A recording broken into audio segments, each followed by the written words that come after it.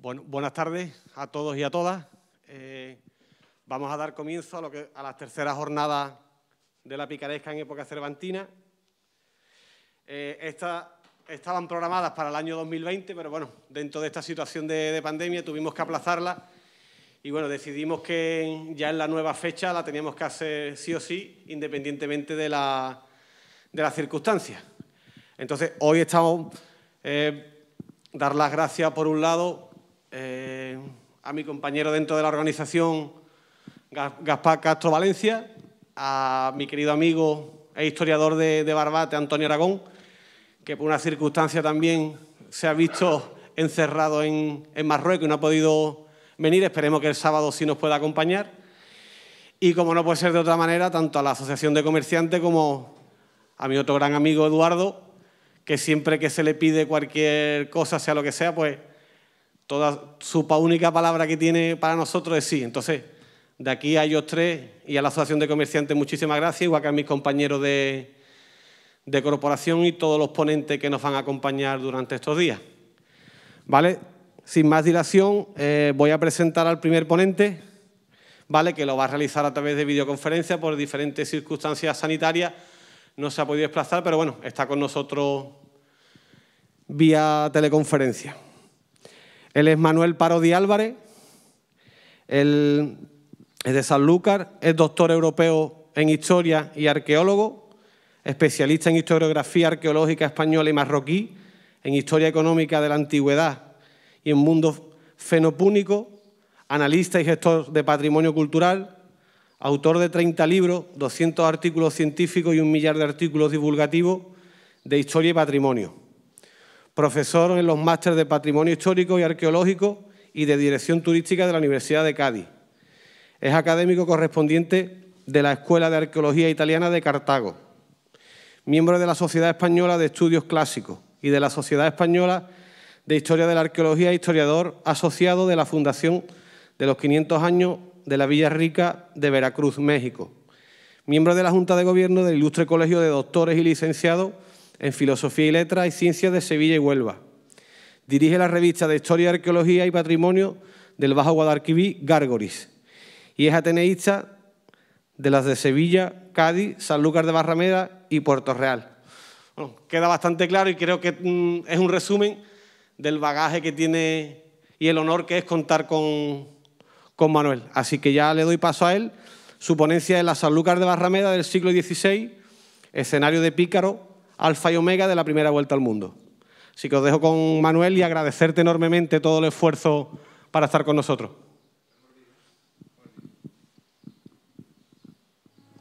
Ahora vamos a proyectar un pequeño vídeo.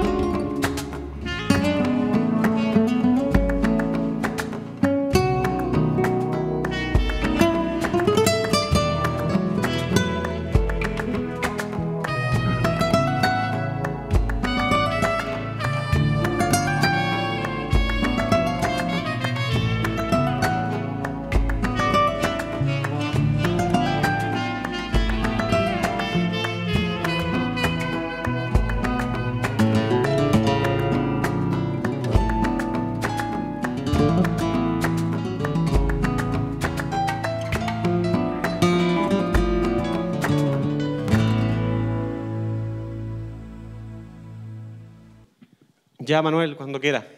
Venga, muchas gracias. Me parecía que había terminado el vídeo porque he dejado de escuchar la música. Buenas tardes. Entiendo que se me ve y se me escucha bien, ¿verdad? Sí, se te escucha bien, se te ve perfectamente. Perfecto, muchas gracias. Pues lo dicho, buenas tardes. Mi agradecimiento a los presentes, ¿no?, por estar hoy aquí en esta primera cita de estas terceras jornadas sobre la picaresca, y mi agradecimiento, como decía, tanto a los presentes como a la organización, al Ayuntamiento de Zahara y, si me permiten, que personalice en dos personas, en Agustín y en Antonio Aragón, invitado y enganchado, y yo encantado de ello, a esta jornada. Y mi agradecimiento reiterado. ¿Por qué? Porque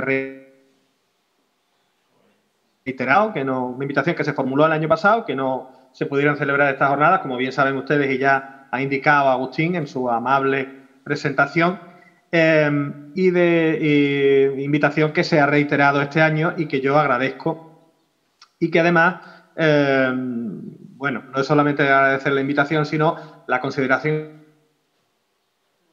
y la con las circunstancias que nos rodean a todos en general y algunos, como es mi caso, más especialmente.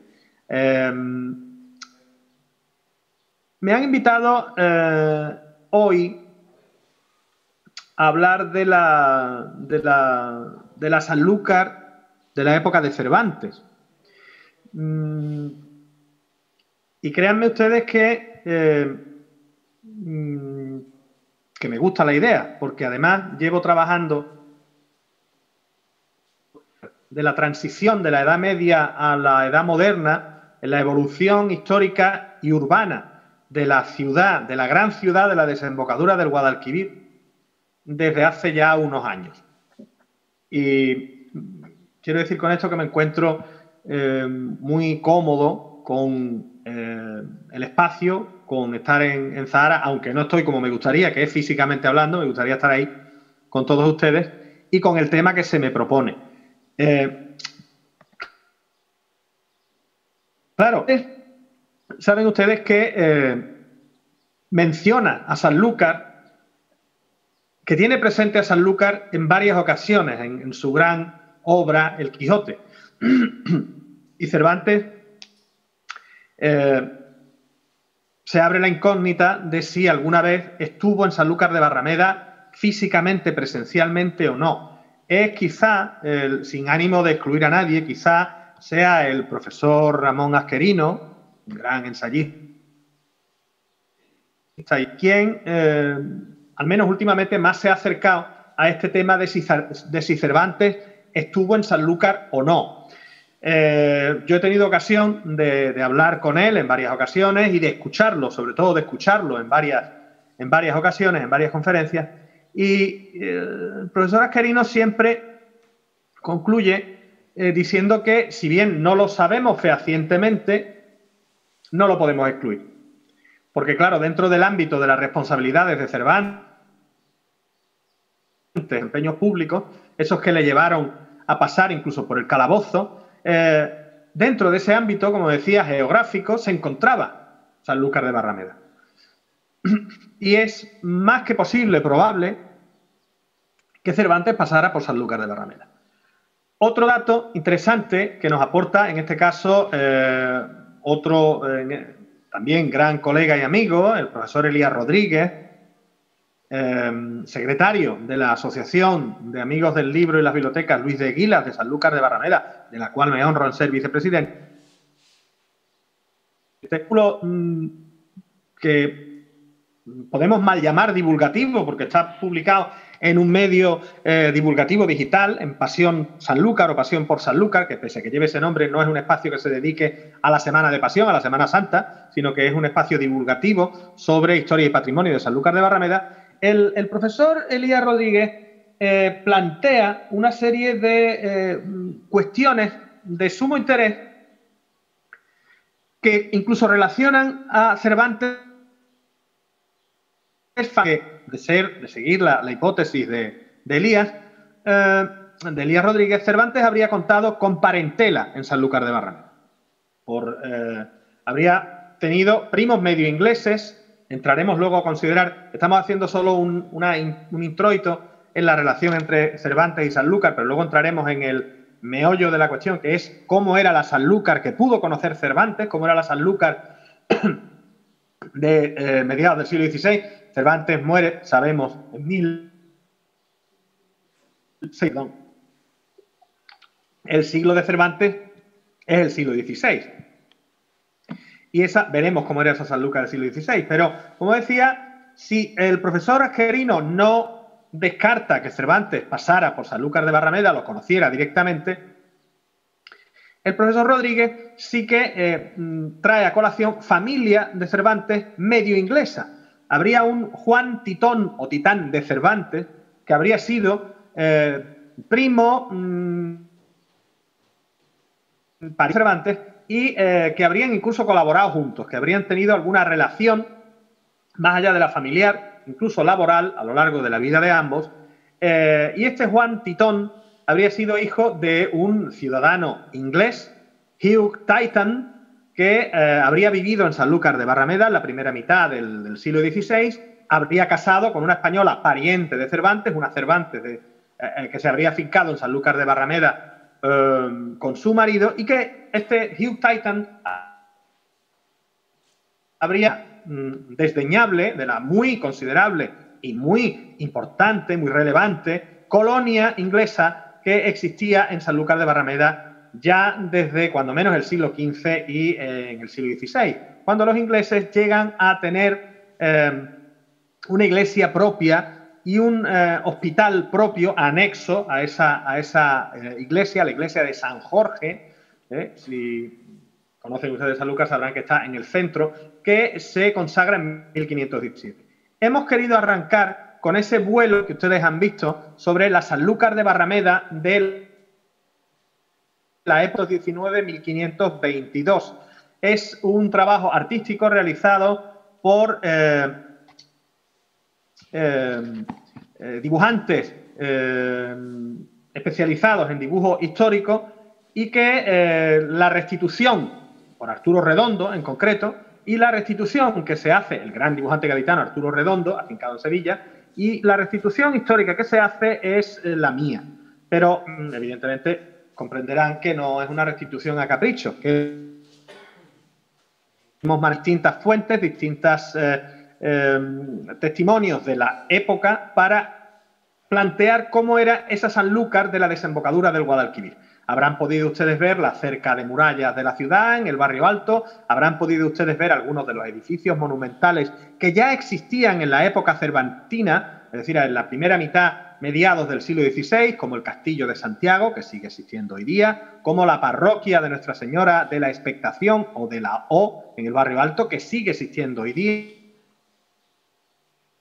el Palacio Ducal de Medina Sidonia, que sigue existiendo hoy día, las covachas, que siguen existiendo hoy día, y varios de esos hitos patrimoniales históricos del siglo XVI, de la Sanlúcar que quizá pudo conocer Cervantes y que sin duda alguna conocieron Magallanes y Elcano, que, como saben ustedes, zarparon en 1519, en septiembre de 1519, desde las playas de Sanlúcar en busca de las islas de las especias, en busca de la especiería, navegando hacia Occidente. Encontraron el paso del estrecho de Magallanes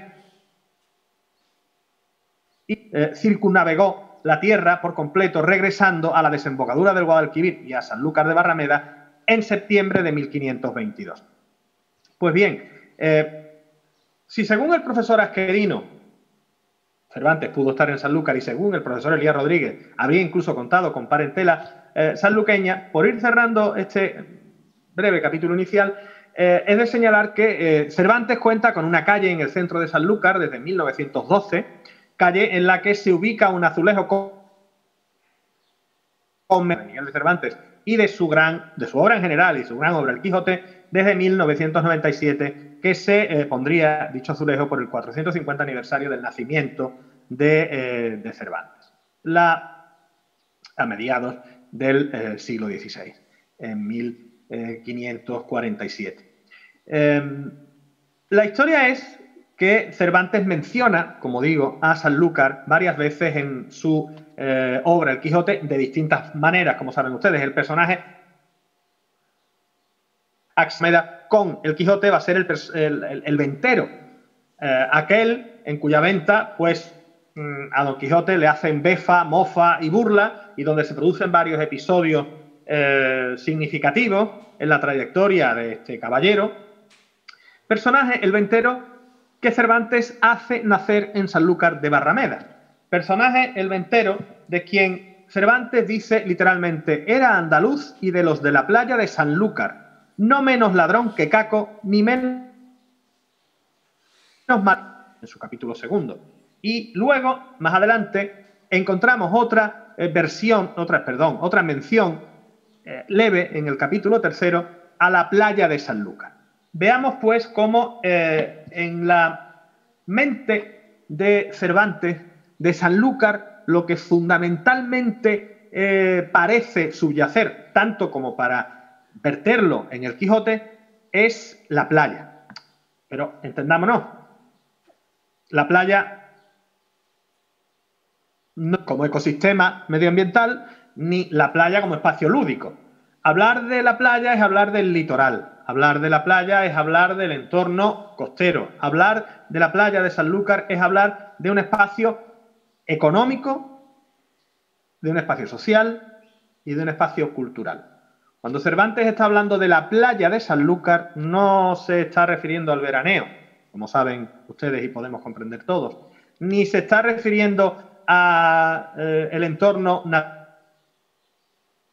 natural, más que probablemente.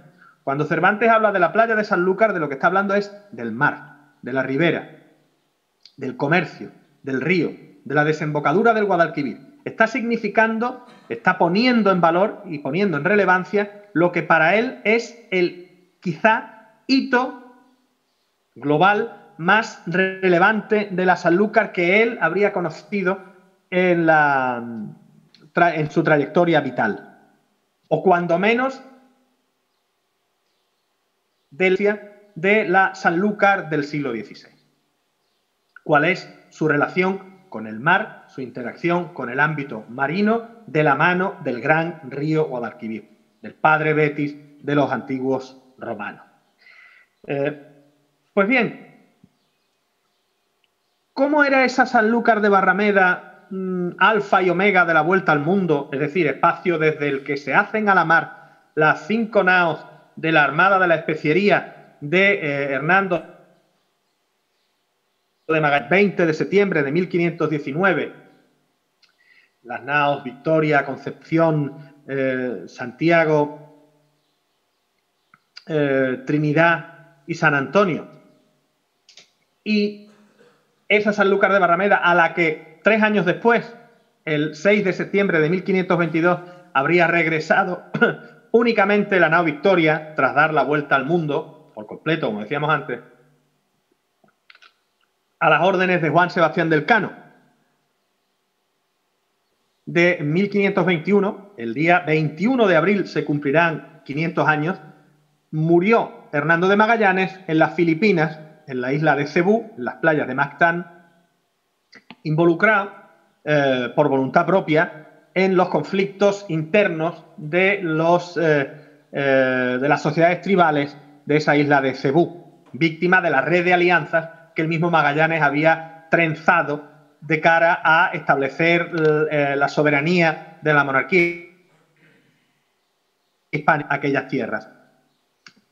Tras la muerte de Magallanes hay distintas vicisitudes, muertes de los oficiales españoles de la Armada, también en una emboscada tendida por los indígenas filipinos, y finalmente el ascenso al mando de Juan Sebastián del Cano y la división de lo que quedaba de la Armada, las naos Trinidad y Victoria, en 2 unidades distintas que seguirían cada uno un camino distinto.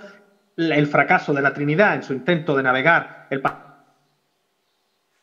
Pacífico y para así atravesar el Atlántico hasta la península ibérica, y el triunfo de la Victoria al atravesar el Índico, violando, eso sí, todos los acuerdos internacionales entre las monarquías lusa e hispánica, tratados de Alcasovas-Toledo de 1478-79 y de Tordesillas de 1494, que dividían el mundo, sí, pero a la vez vetaban a los portugueses de entrar en la parte otorgada a la monarquía hispánica y a los españoles de entrar en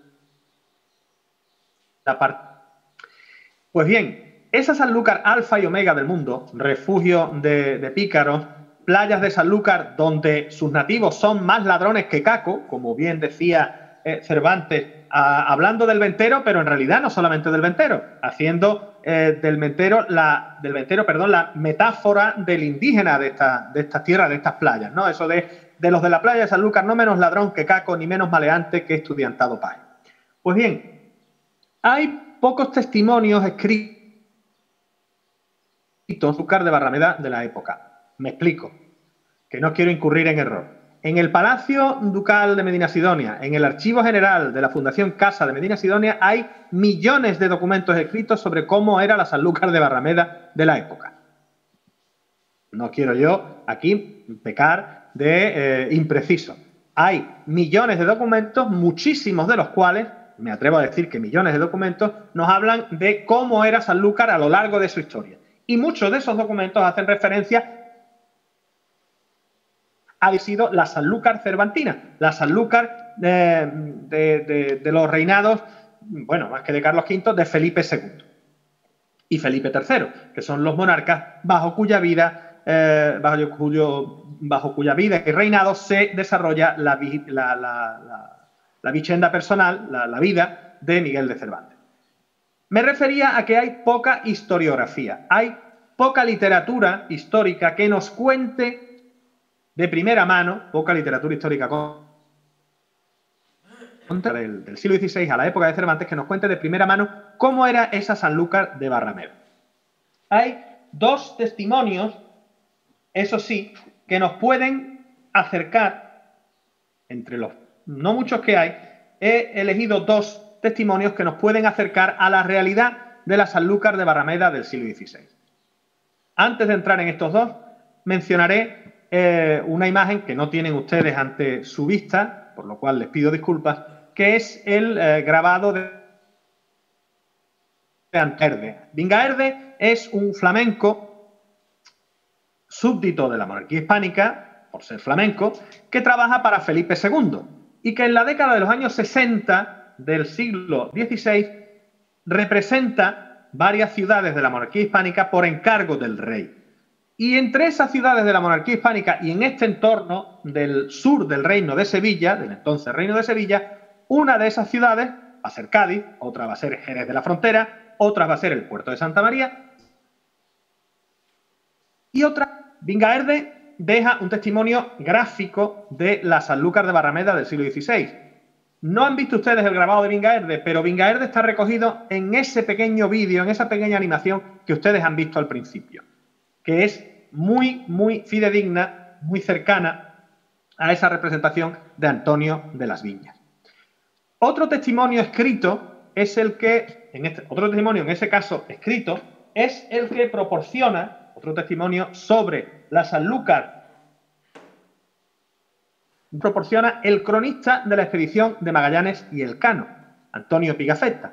Antonio Pigafetta no escribe mucho sobre Sanlúcar, pero sí da algún dato interesante, como es que Sanlúcar es puerto de mar, que puede parecer como muy obvio, pero pensemos que hoy Sanlúcar de Barrameda es puerto de mar porque es puerto pesquero, pero los grandes barcos marítimos no paran en Sanlúcar de Barrameda, entran por la desembocadura del Guadalquivir y como ustedes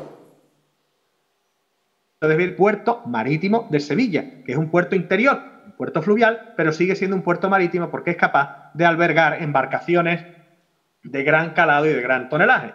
Y viceversa, esos barcos que descienden el Guadalquivir desde el puerto de Sevilla, el único capaz de albergarlo, porque en Coria existe, como saben ustedes, un puerto deportivo y en Trebujena también existe una flota pesquera, tradicionalmente, esos barcos, como digo, que zarpan del puerto de Sevilla, tampoco pueden hacer escala en Sanlúcar de Barrameda. excepción hecha de embarcaciones turísticas de mayor o menor envergadura, pero de poco calado, no pueden detenerse en Sanlúcar de Barrameda. Yo y disculpen ustedes que haga una digresión personal, durante 4 años, entre agosto de 2015 y agosto de 2019, coordiné la oficina de la conmemoración de la primera Vuelta al Mundo en el Ayuntamiento de Sanlúcar de Barrameda. Y una de nuestras preocupaciones, sí, era dónde situar a la réplica de la nao Victoria cuando llegaba a Sanlúcar de Barrameda, porque podía únicamente servirse del puerto pesquero de Sanlúcar de Barrameda. Lo digo por hacernos una idea de hasta qué punto la réplica de la nao Victoria es la réplica de una nao de siglo XV, muy principios del XVI, con un calado de 3-4 metros a lo sumo. Es decir, eso nos hace ver, es interesante esa referencia, que no va a ser únicamente en Pigafetta, ahora veremos otras, de Sanlúcar como puerto de mar. Condición que no diré que haya perdido, no quiero que nadie salga aquí diciendo, pues ha dicho fulano que Sanlúcar ya no es puerto de mar, no, porque hay una flota pesquera importantísima que tiene su base en Sanlúcar de Barrameda, que es sanluqueña y que faena en el mar. Pero no puede ya Sanlúcar, en las condiciones actuales, dar cabida en unos muelles sanluqueños y en un puerto sanluqueño a grandes embarcaciones mercantes. Cosa que sí podía hacer 15 y 16. Por tanto, era puerto de mar. Otra cosa que cuenta Pigafetta también es que Sanlúcar cuenta con una bahía. Nos habla Pigafetta de la bahía de Sanlúcar. Y si hacen ustedes memoria, cosa que les agradezco, del vídeo que han visto al principio, quizá hayan notado una pequeña ensenada en el litoral sanluqueño. En la playa sanluqueña se hace ver en la representación que han visto, esa ensenada, esa bahía que redacta entre 1519 y 1522 al hablar de la bahía de Sanlúcar de Barrameda. ¿Dónde está esa bahía hoy por hoy?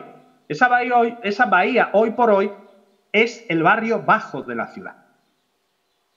Eso nos lleva a entrar en materia sobre la consideración de Sanlúcar de Barrameda en dos alturas, hoy y en el siglo XVI. Sanlúcar de Barrameda, la Sanlúcar de Barrameda que pudo conocer Cervantes, por tanto, es una ciudad en dos alturas. Una ciudad que cuenta con barrio alto y con el barrio bajo de la ribera, de la playa. Una vez más, la referencia a la playa que hace Cervantes en distintas ocasiones, en un par de ocasiones al menos, en el Quijote. En el barrio alto, la villa medieval amurallada, que han visto ustedes en el vídeo, con el castillo en una esquina y el palacio ducal presidiendo la cuesta que lleva desde las alturas de la barranca sanluqueña hasta el litoral, hasta la playa, la cuesta de Belén. Arrabal de la Ribera, que al irse colmatando paulatinamente con el paso de los siglos, iría comiéndose literalmente, aterrando por la acción combinada del aporte de arenas del río y del océano, con la combinación de corriente del río, mareas y vientos, ese espacio de la bahía de Sanlúcar, de la ensenada sanluqueña del que nos habla, como decíamos hace un momento, Antonio Pigafetta, el italiano vicentino, súbdito de la República de Venecia, cronista del viaje, vería completamente colmatada por la acción combinada de río, corrientes del océano y viento. Podría decirse metafóricamente, poéticamente, y esto no lo he dicho nunca, ni lo he escrito nunca, que el barrio bajo de Sanlúcar está hecho a base de la tierra de toda Andalucía, porque es el aporte, fundamentalmente, de los sedimentos que aporta el río Guadalquivir desde Jaén hasta la desembocadura, el que va a colmatar la bahía sanluqueña, dando lugar al barrio bajo de Sanlúcar de Barrameda. Hay aportes sedimentarios, si queremos verlo con una mirada un tanto poética y sentimental, hay tierra de prácticamente toda Andalucía, podríamos decir. Luego vendrán nuestros amigos geólogos y me dirán, no, te estás pasando 30 pueblos, que los aportes de tierra son de tal distancia, tal y cual, y no es como tú dices, pero bueno, lo estoy planteando desde una mirada poética y sentimental, tomándome esa licencia. Por tanto, hemos empezado a ver cómo es la Sanlúcar Cervantes, la Sanlúcar de los pícaros, la Sanlúcar que es contemporánea de Rinconete y Cortadillo, de Monipodio y de su patio, del Diablillo Cojuelo de Vélez de Guevara y de Don Miguel de Mañara, aquel que inspirara la figura de Don Juan Tenorio. Esa Sanlúcar en dos alturas, con la cresta de la barranca coronada por la villa medieval amurallada, y la Sanlúcar del Arrabal de la Ribera. Decíamos, y nos quedan relativamente pocos testimonios escritos sobre cómo era la Sanlúcar del siglo XVI. No sé si se verá muy bien, y disculpen ustedes lo pedestre que resulta ponerlo así. Aquí tenemos uno de esos testimonios escritos. La descripción y cosmografía de España, escrita, más bien recopilada, por Hernando Colón, Hernando Colón, el hijo menor del almirante Cristóbal Colón. Hernando Colón, que nace en Córdoba en 1488 y muere en Sevilla en 1503, por muy poco, nos cuenta cómo es la Sanlúcar de Barrameda inmediatamente anterior al nacimiento de Cervantes. La Sanlúcar de Barrameda que habrían conocido Magallanes y Elcano, porque esta obra, la descripción y cosmografía de España, se recopila entre 1517 y 1523. Disculpen ustedes el baile de cifras, de fecha, entiendo que a alguien le pueda marear y espero no estar siendo demasiado prolijo, pero la primera vuelta al mundo, 1519-1522,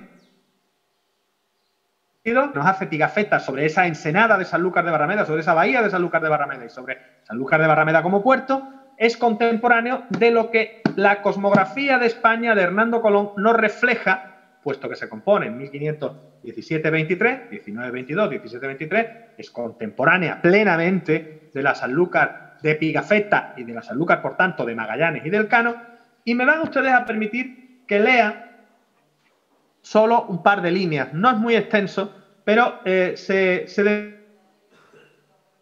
detiene ubicación y las distancias existentes entre Sanlúcar de Barrameda y las ciudades del entorno, Jerez de la Frontera, Puerto de Santa María, Chipiona, Rota, incluso otras más alejadas como Puerto Real y Chiclana. Pero dice Hernando Colón: Sanlúcar de Barrameda es villa de 1.300 vecinos. Está en ladera la mayor parte de la villa, y por la parte de la mar está en llano. Es puerto de mar, y tiene buena fortaleza Sidonia. En estas escasas 4 líneas del texto de Hernando Colón están varias de las claves de Sanlúcar hoy y sobre todo y por supuesto de la Sanlúcar del siglo XVI. Luego veremos otro testimonio que nos cierra el siglo, porque si tenemos este testimonio de Hernando Colón de 1517-23, luego veremos el testimonio de un viajero alemán de 1599.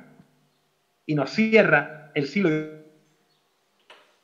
XVI, 3 lustros antes de la muerte de Cervantes.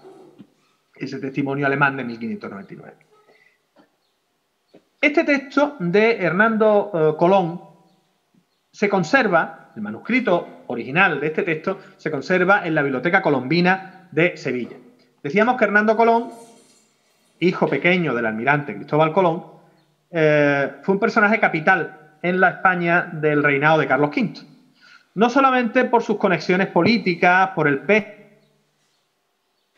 en las altas instancias del Estado, pese a las polémicas y conflictivas relaciones de los Colón con el Estado. Baste recordar los pleitos colombinos, es decir, el litigio que los hijos del almirante, Diego el mayor y Hernando el menor, de Consuno, los dos unidos, siendo Hernando además el cabeza visible de esos pleitos, que se mantuvieron contra la corona, contra el Estado, para recuperar los privilegios y prebendas que los reyes católicos habían ofrecido, otorgado, concedido al almirante Cristóbal Colón y que luego se diluyeron.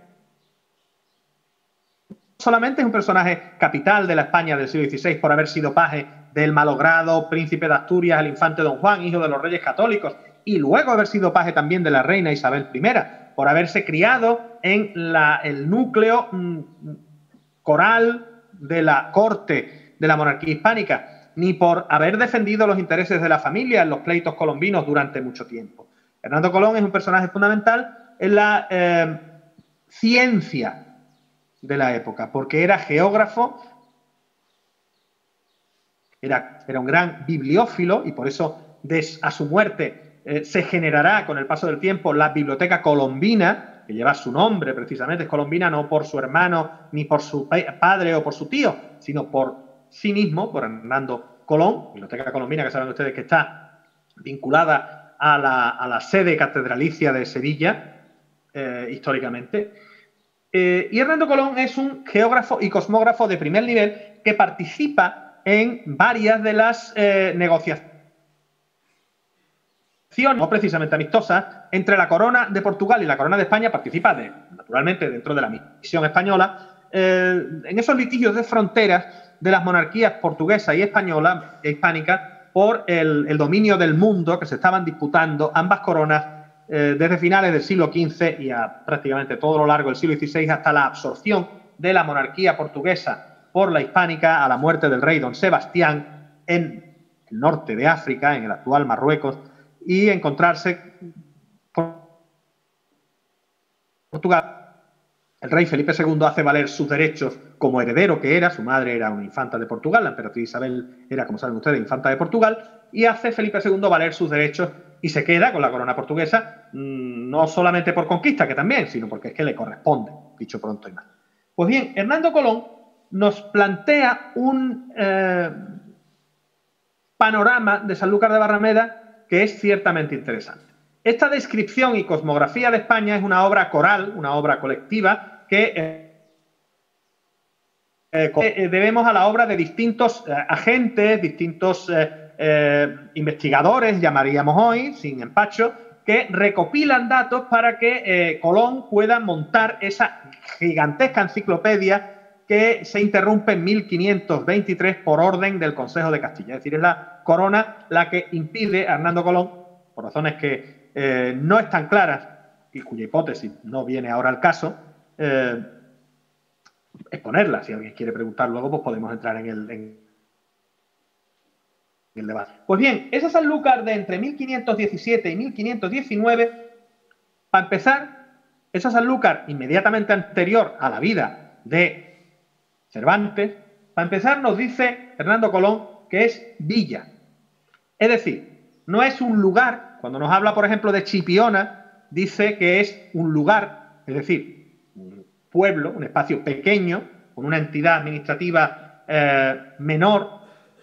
Sanlúcar es villa. Sanlúcar recibirá el del séptimo duque de Medina Sidonia en 1579 y le será ratificada esta condición de ciudad en 1580. Por tanto, la Sanlúcar que conoce Hernando Colón es villa, pero la Sanlúcar que quizá conoció Cervantes ya sería ciudad. Y eso es interesante y es importante dentro de la panorámica de la, hoy por hoy, bueno, pues villa es Bilbao, villa es Madrid, villa es Puerto Real, mi ciudad natal, en Sanlúcar de Barrameda. Quiero decir, hay ciudades importantísimas por demografía, como son Bilbao o Madrid, que siguen siendo villa y se ufanan de ser villa, ¿no? La Villa de Madrid, la Real Villa y Corte, la Villa y Corte, la Villa de Bilbao. Por ejemplo, en la Armada Española ha habido en no pocas ocasiones algún barco de guerra que no se ha llamado Bilbao, sino Villa de Bilbao. O sea, lo digo como apunte ahí. Pues esta villa que pasa a ser ciudad nos proporciona Colón el aporte de 300 vecinos.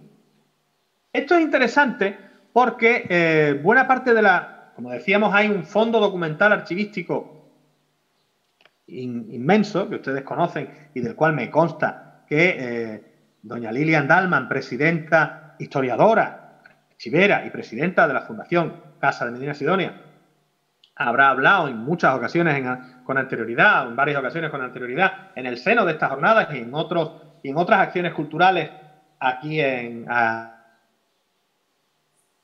Pero el archivo municipal sufre varias destrucciones a lo largo del tiempo. El archivo municipal de Sanlúcar de Barrameda sufre destrucciones a lo largo del tiempo, algunas de las cuales destrucciones interesó, por así decirlo, a la documentación de censos y padrones. Con lo cual no contamos con los censos y padrones de esa época. Eso hace que sea más interesante aún el dato de la cosmografía de Hernando Colón, de un geógrafo, cosmógrafo y científico del siglo XVI, que nos ofrece el dato de que Sanlúcar contaba con 1.300 vecinos. Pero, ¿qué son esos vecinos? No son todos los moradores de Sanlúcar de Barrameda. Los vecinos son las personas, por decirlo pronto y mal, como ustedes saben, los cabezas de familia. Pueden ser varones, pueden ser mujeres, pero son los que están empadronados en las casas, los que resultan como cabezas de familia visibles en, haciendo la cuenta pronto y mal, hay que multiplicar el número de vecinos por 4 o hasta 5 para tener el dato concreto y completo de cuántas personas componen la población estable de Sanlúcar de Barrameda. Y esa población estable de Sanlúcar de Barrameda estaría compuesta por entre 5 y 6.000 personas. En la época en que Hernando Colón nos cuenta el estado de la cuestión en Sanlúcar de Barrameda. Otro dato interesante, es decir, tenemos que es una villa, tenemos que hay como unos 1.500 personas estables, no hablamos de la población flotante que estaría esperando para embarcar a Indias. Y otro dato que da Hernando Colón de esa Sanlúcar inmediatamente anterior al conocimiento de ella que pudo tener Cervantes es que está en ladera la mayor parte de la villa, es decir, la mayor parte del casco urbano de la ciudad está aún en el barrio alto, en la zona cúspide de la barranca, que ustedes han visto en el vídeo, es decir, en la ciudad medieval, no ya en la ciudad moderna que se va generando, y que por la parte de la mar está en llano, es decir, que hay una barranca, pero la ribera es llana. Esto es muy importante de cara al establecimiento de esa población estable en el arrabal de la ribera. Y finalmente nos da 3 datos interesantes. Uno, que es puerto de mar, coincide con Antonio Pigafetta. 2, que es buena fortaleza, es decir, ¿a qué se refiere Hernando Colón con que es buena fortaleza? Pues se refiere no solamente a la existencia del Castillo de Santiago, que fue erigido, sino a que cuenta con una cinta de murallas, que es una ciudad fortificada. Puerto de mar, es buena fortaleza y es del duque de Medina Sidonia. Es una ciudad, villa de señorío. Fíjense ustedes como en cuatro líneas Hernando Colón nos da una descripción de la situación administrativa y legal de la ciudad, villa, del poblamiento, 1.300 vecinos, nosotros hacemos el cálculo, sabemos que son 5.000, 6.000 habitantes, que tiene barrio alto y barrio bajo, y de la población, por tanto, vive en el barrio alto, por tanto, dentro del recinto de muralla, que es una ciudad bien fortificada y que es de señorío del duque de Medina Sidonia. Créanme ustedes que para ser el siglo XVI son datos que le bastan y le sobran a la mayor parte de quienes tuvieran curiosidad en saber cómo era la Sanlúcar de Barrameda de la época. Por no extendernos mucho, iremos ahora a la descripción que nos da Diego de Cuelvis, lo tienen ustedes aquí. Disculpen una vez más la forma pedestre de presentárselo. Diego de Cuelvis lo manejamos en la edición, si Hernando Colón lo manejamos en la edición que hace Padilla Libreros y Editores en 1988, es un facsímil además de la edición de 1910 de la Real Sociedad Geográfica de España, una una edición en 3 volúmenes cuidadísimos que se sacan a la luz por el 500 aniversario del nacimiento, texto de la conmemoración del 5º centenario del descubrimiento de América. La edición que manejamos de este Diego Cuelvis es fruto del trabajo de Salvador Raya Retamero. Está publicada en Málaga por la Junta de Andalucía. Salvador Raya se ocupa de la parte del texto de este Diego Cuelvis que atañe a Andalucía. ¿Quién es Diego Cuelvis? Diego Cuelvis es un viajero alemán que hace un viaje, es literatura de viajes, hace un viaje por la España de finales, tan finales, es decir, con otro compañero y un criado al que contratan para ese viaje, y nos habla de distintas localidades de todo el contexto de la península ibérica, de la monarquía hispánica. Recordemos que en ese entonces Portugal ya forma parte, entre 1580 y 1640, de los territorios de la monarquía hispánica. Diego de Cuelvis es más extenso, más prolijo. En esta imagen de Sanlúcar, que ya hemos visto, como hemos visto, básicamente lo que nos dice Hernando Colón: barrio alto, barrio bajo, fortificación en el barrio alto, ciudad amurallada, barrio bajo llano, playas de Sanlúcar, como también apuntaba Cervantes, señorío del duque de Medina Sidonia, villa, que luego será ciudad, y unos 1.300 vecinos, 5.000 y pico, 6.000 habitantes en total. ¿Qué dice Cuelvis? Dice, y me permiten ustedes que lea: la villa de Sanlúcar está casi toda, la mayor parte asentada al pie del collado, no muy alto, siendo también poco levantada. Es del patrimonio del duque de Medina Sidonia, llamado Guzmán, que tiene aquí un lindo castillo en el que está de ordinario con su corte. Quedémonos, porque estamos cerrando ya, con la descripción que hemos visto de Hernando Colón hace un momento de cómo era Sanlúcar en la época de la primera vuelta al mundo. En 1517, 1523, cuando compone su cosmografía Hernando Colón. 75 años más tarde, en 1599, reinando ya Felipe III, y en la época precisamente de Cervantes, Sanlúcar, aunque sabemos que es ciudad, dice que está casi toda, la mayor parte, asentada al pie del collado. Fijémonos, Sanlúcar, la masa de la población, la masa principal de la población, ha dejado de vivir en el barrio alto, en el recinto amurallado de la vieja ciudad medieval, y se ha extendido por el barrio bajo. Si en 1523 la mayor parte de la gente vivía en el barrio alto, ahora en 1599 la mayor parte de la gente vive en el barrio bajo. Se ha desarrollado, ¿qué? De Sanlúcar de las que nos habla Cervantes, ese entorno ribereño, costero, que se denomina Arrabal de la Ribera, que existe con ese nombre porque el segundo duque, don Enrique II el Magnífico, en 1478 dio un privilegio en Huelva para, al que yo llamo el primer PGO de Sanlúcar, el primer Plan General de Ordenación Urbana de Sanlúcar, para que se ordenara ese espacio desordenado, de poblamiento desordenado del barrio bajo. Pues ese Arrabal de la Ribera, esas playas de Sanlúcar, son las que ahora tienen la parte del león de la demografía sanluqueña.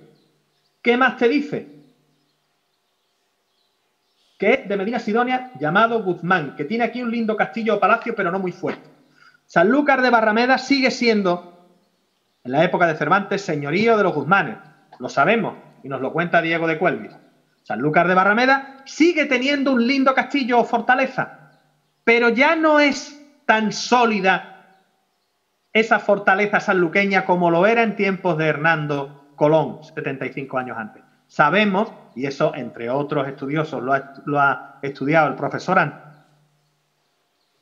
Antonio de año próximamente en la revista Gárgoris, que como saben ustedes, he dicho, dirijo yo, tengo el honor de dirigir. Sanlúcar ve mermada la solidez de sus murallas por dejadez, porque por falta de uso van decayendo.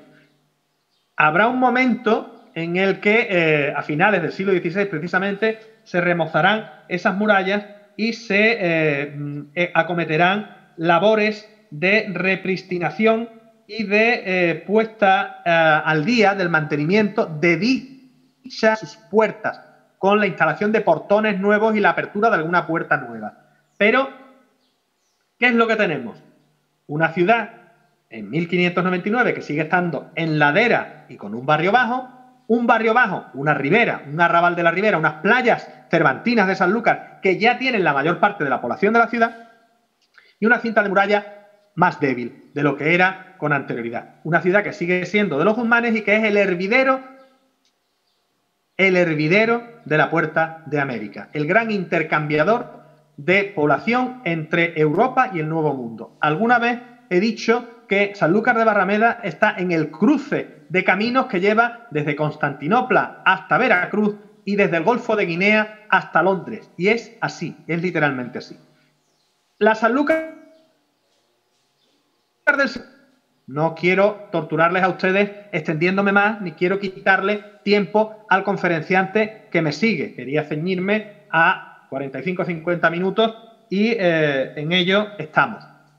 La Sanlúcar de esa época llega a contar con 22 fundaciones religiosas conventuales, 22 fundaciones religiosas conventuales, con órdenes de todo tipo y naturaleza, cuyos miembros están en Sanlúcar de Barrameda esperando poder embarcar hacia el nuevo mundo, un nuevo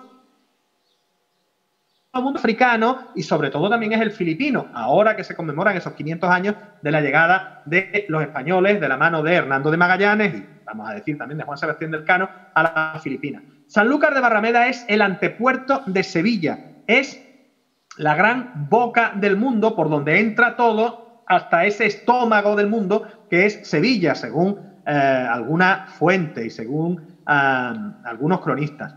Y la Sanlúcar de Barrameda del siglo XVI es sobre todo un espacio cosmopolita,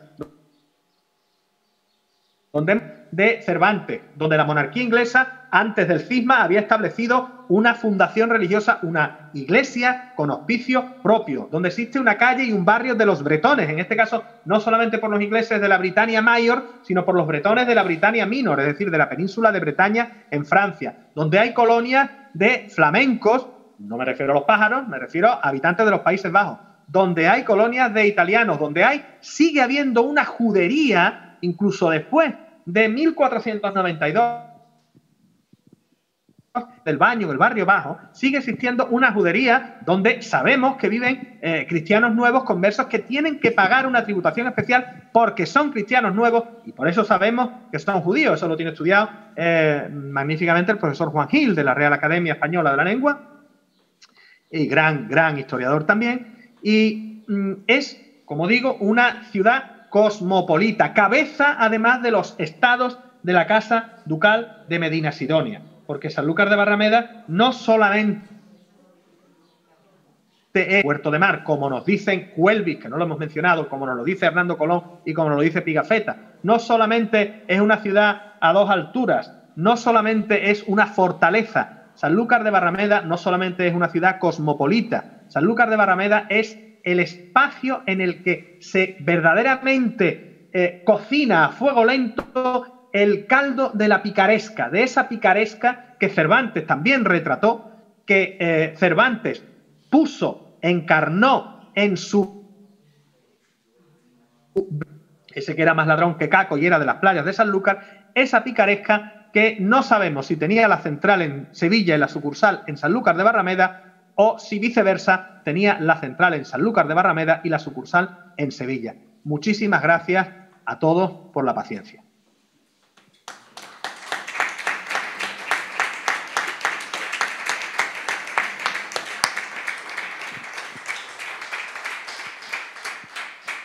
Muchas gracias.